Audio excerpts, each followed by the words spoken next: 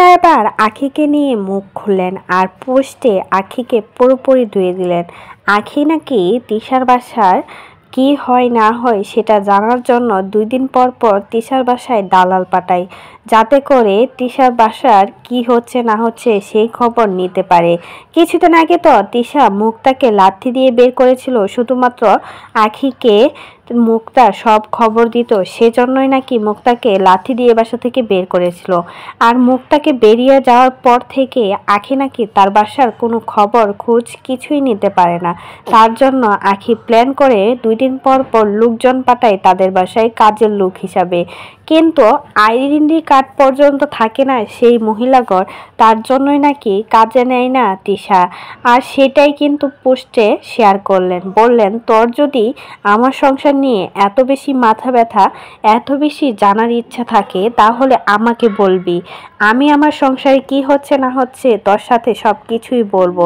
তাহলে কষ্ট করে এত দালাল পাঠানোর কি দরকার? আমার সংসার ছেড়ে চলে গেছিস, কিন্তু আমার সুখ দেখে সহ্য হচ্ছে না, তাই তো 2 দিন পর পর দালাল পাঠিয়ে দিস আমার বাসায়, যাতে করে আমার বাসায় কি হচ্ছে না হচ্ছে সেটা জানার জন্য।